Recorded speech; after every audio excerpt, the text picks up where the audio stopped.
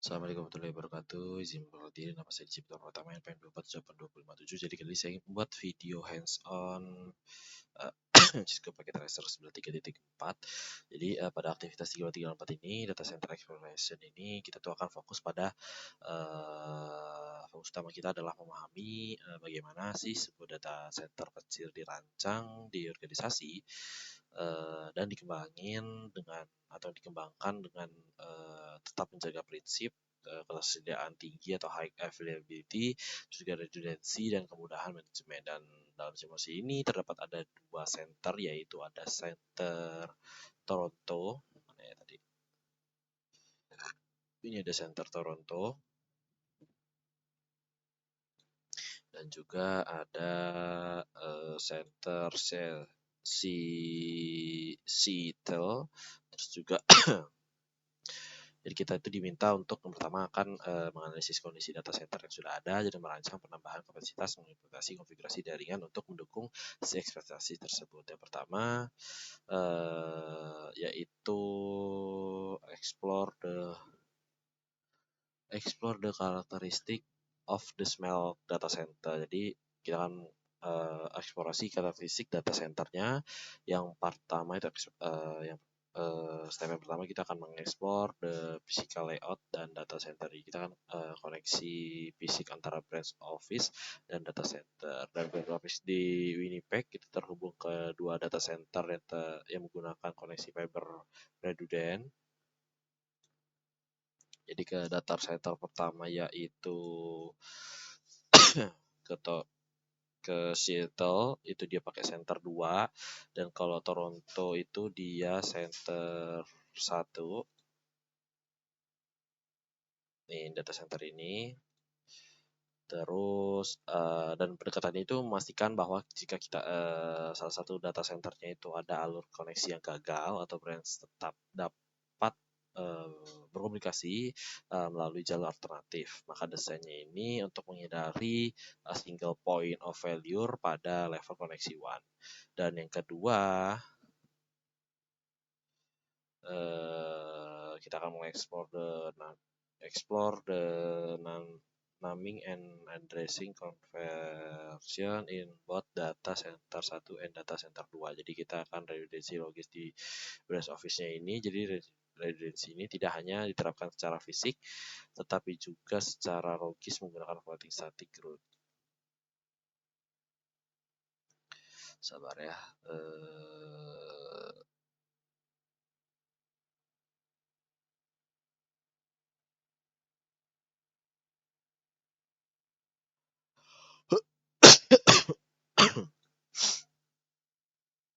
Sabar ya. Ya, jadi dari root utama itu memiliki administrasi, sabar nggak kelihatan. Terlalu ngelak, sabar ya. Nah, jadi di rute utama ini itu tuh memiliki administrasi desain lebih kecil, jadi rute cadangannya itu memiliki administrasi desain yang lebih besar, misal kayak 10. Terus juga dia jika jalur utamanya ini gagal, ia router itu secara otomatis akan menggunakan jalur cadangan tanpa interval manual. Jadi inti konsepnya adalah floating static route. Jadi redundancy itu sederhana, tetapi sangat efektif untuk skenario kecil-kecil menengah. Dan juga selanjutnya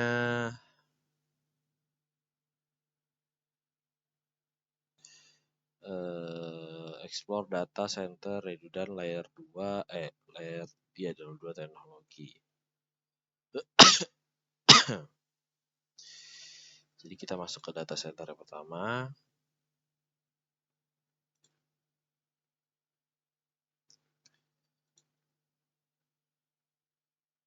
Sabar ya, tunggu agak sedikit.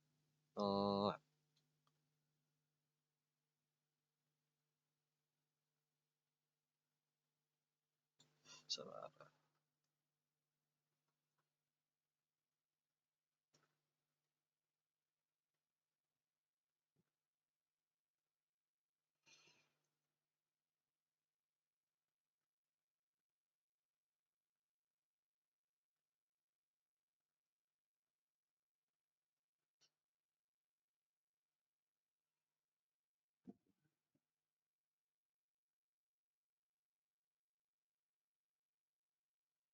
Nah, ini ada terdapat beberapa eh,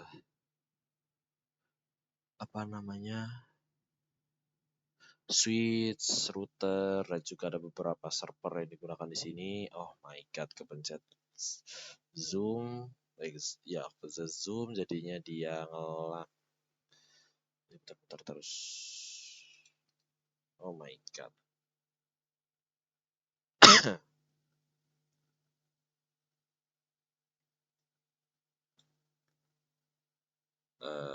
Sabar ya.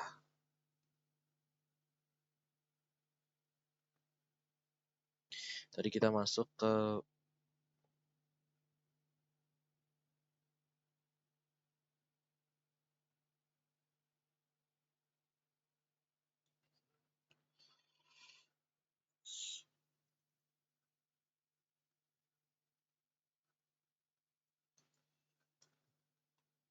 Oke, sabar. Kita buka lagi data centernya. Tadi saya keluar karena tadi terlalu ngelak.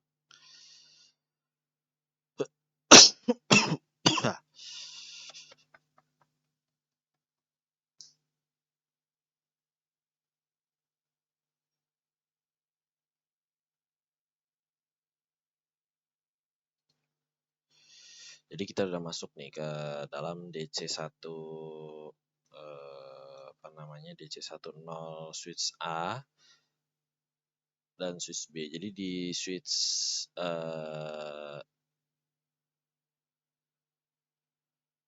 A ini di dalam CLE-nya itu sini ada pertanyaan ya.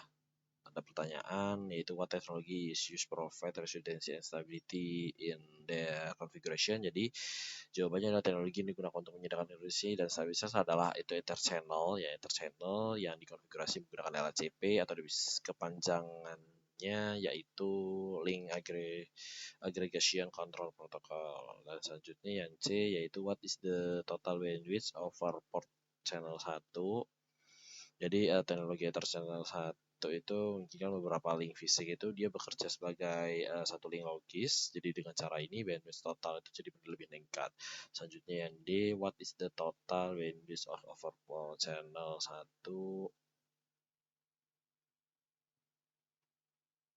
Jadi total dari port channel 1 itu menggabungkan kayak dua link ya. Jadi fast rate dari 100 MB itu sehingga total bandwidth bisa menjadi 200 MB. Dan selanjutnya yaitu what will happen if the fast ethernet 01 porton DC1 R0 switch A verse NY. Dan jika for fast ethernet 01 itu pada DC1-nya R0 switch A-nya itu gagal, itu koneksi dari DC1-nya itu DC1 master switch A-nya itu tetap berjalan dan menggunakan link lain dan ether channel dan yaitu namanya fast ethernet 02. Selanjutnya masih ada di selanjutnya yaitu masih di sini ya, masih dalam eksplorasi data setternya. Dan mungkin ada pertanyaan-pertanyaan lagi, misalnya kayak what the technology is used to provide redundancy and stability in their configuration. Jadi router data center itu dikonfigurasi menggunakan first hop redundancy protokol, yaitu bisa disingkat dari FHRP, yaitu hot standby routing protocol atau singkatan dari HSRP. Dan what is purpose of this teknologi? Jadi HSRP itu digunakan untuk menyediakan default gateway yang redundant jika terjadi kegagalan itu dia pada bagian infrastruktur fisiknya infrastruktur fisik jaringannya. Oke, kita lanjut aja ke part yang kedua. Kita disuruh membuat plan ekspedisi dari the current data centernya. Yang pertama itu data time sampai part 2 ya, sama.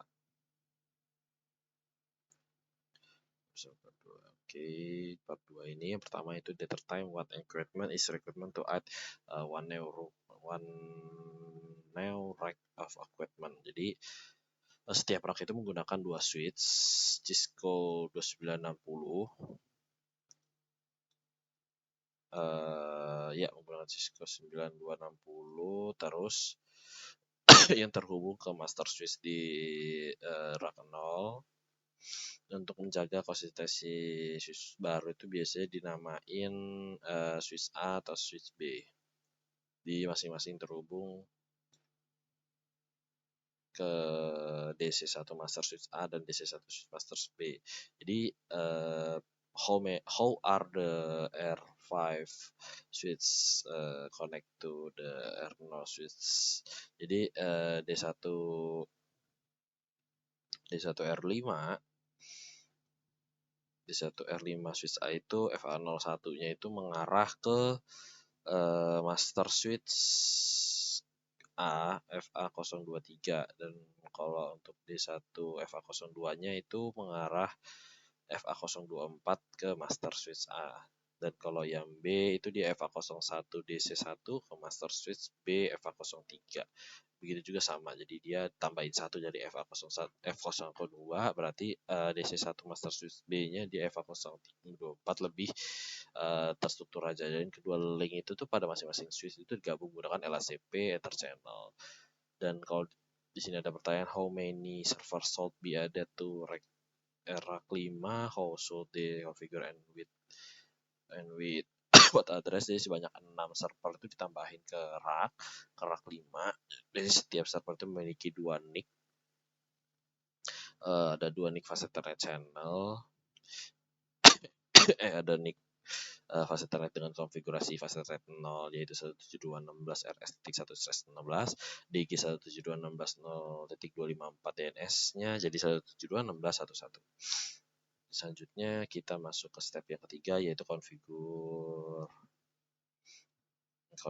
the display name host name for the switch in the rack 5. Jadi default gateway-nya kita akan mendisplaynya itu jadi DC1 rack 5 switch A, terus juga untuk hostname DC1 rack 5 switch A, untuk display name-nya DC1 rack 5 switch B, hostname-nya DC1 R5 switch B, seperti itu. Dan untuk step 4-nya connect cables for the rack 5 equipment. Jadi semua server itu dihubung menggunakan kabel strike ya, FE0 server itu untuk switch A, FE1 server itu untuk switch B. Dan untuk step 5 dan sampai 7 itu configure the verify LACP Ether channel-nya itu ini untuk konfigurasinya ya. Jadi yang terkait itu digunakan konfigurasi menggunakan LACP dan verifikasi dilakukan dengan perintah show ether channel summary. Jadi akan menempelkan hasil dari PO1-nya aktif dan port FA01 dan FA02-nya itu tergabung dan link agregation itu berjalan dengan lancar.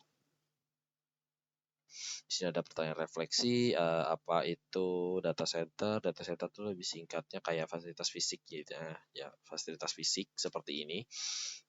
Dia tuh menyimpan sebuah server, terus ada perangkat jaringan seperti router, switch dan lain-lain, dan juga ada sistem IT penting untuk mendukung operasional dari organisasi. Dan pertanyaan kedua, what data center what benefit. Terus jadi apa manfaatnya bagi organisasi? Jadi manfaat dari organisasinya itu data centernya itu memungkinkan pengelolaan lebih terpusat, jadi opsional dari sumber dayanya dan efisiensi dari operasional. Selanjutnya pertanyaan 3, why? Jadi mengapa redundancy important data center itu penting? Jadi redundancy itu menghilangin namanya single point of failure dan meningkatin ketersediaan layanannya. Dan yang keempat yaitu what element of data center sorting